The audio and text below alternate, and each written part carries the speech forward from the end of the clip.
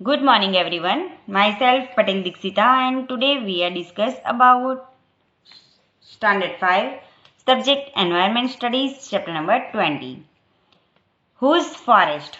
Friends, in this unit we are discuss about the daughter of the jungle means Suryamani. Suryamani and some students are go to jungle and learn about some herbs, shrubs, plants, animal and trees. Then we discuss about Suryamani's journey means school, graduation, college and some movement to save the forest of Jharkhand. Then we learn about Suryamani's Torang. Torang means Suryamani was open a center with help of Vasavi Didi and its name is Torang. Torang means jungle in Kudu language. In the last lecture we have discussed about some jungles of over India and lottery for farming in Mizoram. Then today we are moved to the next topic. It is zoom farming. So friends, what is zoom farming? Zoom farming or zoom cultivation is a local name for slash and burn agricultural practices by the tribal groups in the northeast India like Arunachal Pradesh, Meghalaya, Mizoram, Nagaland and some parts of Gujarat like Kaprada and Dang. So, zoom farming is very interesting. After cutting one crop, the land is left as it is for some year. Something is grown there. The bamboo or weeds which grow on that land are not pulled out. So, zoom farming बहुत ही interesting है. एक crop को cut करने के बाद उस land में कुछ साल तक कुछ भी नहीं ग्रो किया जाता. ओके, वहां पे कुछ ग्रो नहीं किया जाता एंड उसमें जो बाम्बू एंड वीड्स ग्रो होते हैं उसे लैंड में से बाहर नहीं निकाला जाता, उसे कट करके वहीं पे रहने दिया जाता है. They are cut and burn. So उनको कट करके एंड उनको बर्न कर दिया जाता है एंड वहीं पे रहने देते हैं. The ash makes the land fertile. So उसकी जो एश है, राख है, तो वो लैंड को क्या करती है? फर्टाइल बनाती है. While burning care is taken so that fire does not spread to the other parts of the forest. So जब वो बर्न करते हैं तो बर्निंग के टाइम वो ये भी केयर करते हैं कि वो फायर स्प्रेड होके फॉरेस्ट के दूसरे पार्ट में न चली जाए. When the land is ready for farming, it is slightly dug up, not plowed. So, जब ये बर्न लैंड रेडी हो जाए फार्मिंग के लिए तो उसे प्लाउड नहीं किया जाता. ओके, प्लाउ नहीं किया जाता या फिर ट्रैक्टर से प्लाविंग नहीं किया जाता. उसमें क्या किया जाता है? लाइटली डग अप मीन्स उसे थोड़ा थोड़ा खोद दिया जाता है. Seed are dropped on it. In one farm, different types of crop like maize, vegetables, chilies, rice can be grown.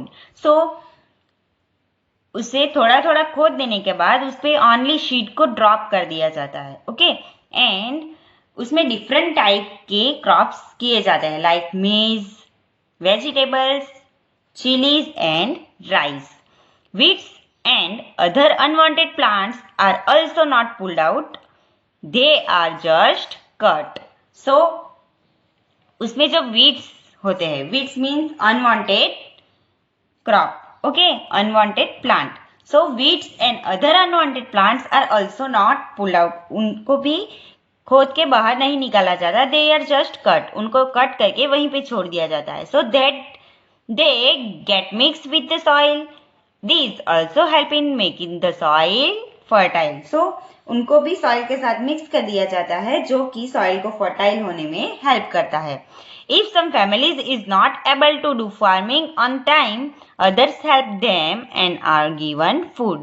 So कोई फैमिली अगर फार्मिंग के लिए कैपेबल नहीं है, वो अगर फार्मिंग नहीं कर सकती, तो दूसरी फैमिली उनको हेल्प करती है फूड ग्रो करने के लिए, एंड अदर हेल्प, कुछ भी हेल्प चाहिए तो एंड उनको फूड भी देती है। ओके, सो मिजोरम के ऐसे बहुत सारे पार्ट्स है जहाँ पे इस टाइप की एग्रीकल्चरल प्रैक्टिसेस होती है, एंड ये यूनिक ज़ूम फार्मिंग बहुत ही यूनिक है बिकॉज वो माउंटेन एरिया में, मोस्ट ऑफ माउंटेन एरिया में की जाती है। Now we move to the next page.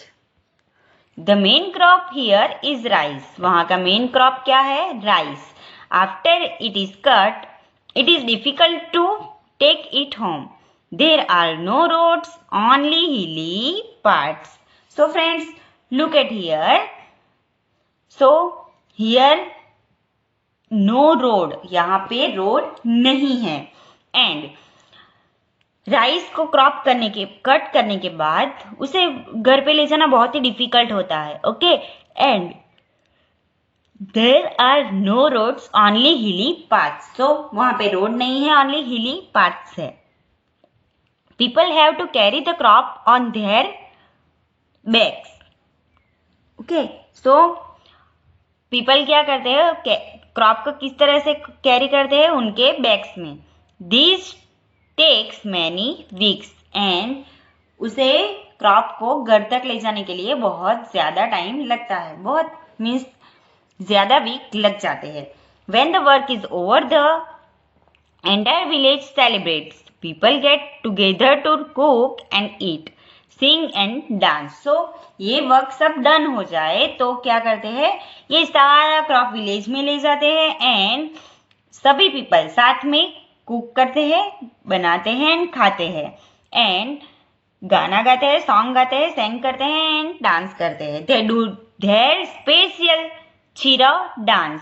Okay, means Mizoram का स्पेशल डांस कौन सा है? Cheraw dance. In this dance people sit in pairs in front of each other holding bamboo sticks on the ground. As the drum beats, the bamboos are beaten to the ground. Dancers step in and out of the bamboo stick and dance to the beat. सो इस dance में क्या करते हैं? People एक दूसरे के front में, पैर में खड़े हो जाते हैं, देन पैर में मीन्स यस कपल, ओके, जोड़ में साथ में खड़े हो जाते हैं and holding bamboo stick on the ground. Bamboo stick को क्या करते हैं? ग्राउंड पे रख देते हैं। जिस तरह से ड्रम बीट बजता है उस तरह से बाम्बू जो उन्होंने बाम्बू स्टिक ग्राउंड पे रखी हुई है उनको बीट करते हैं ग्राउंड पे एंड उस स्टेप के साथ डांस करते हैं। Now find out more about the Cheraw dance. Do it in your class but be careful and don't hurt yourself. So हमें क्या करना है? चिराव डांस के बारे में और नॉलेज और इंफॉर्मेशन कलेक्ट करनी है, देन उसे अपने क्लास में परफॉर्म करना है.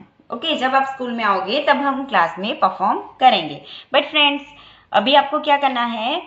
चिराव डांस के बारे में मोर इन्फॉर्मेशन कलेक्ट करनी है एंड अपनी नोटबुक में लिखना है. Okay, about 3 or 4 people in Mizoram are linked to the forest. Life is difficult but almost all children go to school. You can see some of them here, playfully blowing their leaf whistles. You too have made many such whistles, haven't you? So friends, look at here. This is children of Mizoram and they are play with whistles. Okay, क्या friends आपको bamboo के whistles बनाना आता है? Bamboo में से बहुत सारे types के whistles बनाए जाते हैं. सो ये जो पीपल्स है वो क्या करते हैं? बाम्बू में से whistles बनाते हैं, उसमें से उसे प्ले करते हैं. एंड मिजोरम के बहुत सारे पीपल्स मीन्स 3/4 पीपल वो फॉरेस्ट के साथ लिंक है एंड वहाँ की लाइफ बहुत ही डिफिकल्ट है, बट चिल्ड्रंस जो है वो स्कूल में जाते हैं एंड वो व्हिसल्स बनाते हैं. Now what we have learn. So what is similar and what is different between jhum farming and Bhaskar भाई's वे ऑफ फार्मिंग. सो ये ज़ूम फार्मिंग एंड भास्कर भाई ने जो फार्मिंग किया था उसमें क्या डिफरेंट है. ओके, भास्कर भाई ने ट्रैक्टर से प्लाविंग किया था, देन फर्टिलाइजर का यूज किया था. तो ज़ूम फार्मिंग एंड भास्कर भाई के फार्मिंग में क्या डिफरेंट है. सो डिफरेंस जो है वो एग्जाम में पूछे जा सकती है. Different between jhum farming and Bhaskar भाई's way of farming. Okay, it is most important question. Then explain in your own word why forest is important for the people living in the forest. So why, क्यों people के वहाँ पे जो people live करते हैं forest में उनके लिए फॉरेस्ट क्यों important है. बिकॉज उनको जो लिविंग के लिए फूड चाहिए वो कौन प्रोवाइड करता है, फॉरेस्ट. वुड चाहिए, वुड कौन प्रोवाइड करता है, forest. Then medicine and money for living. Okay, so वहाँ पे जो वुड है वो वुड वो या फिर मेडिसिन वो टाउन में जाके सिटी में जाके सेल करते हैं, उसमें से जो मनी आते हैं उससे वो अपना लिवलीहुड चलाते हैं.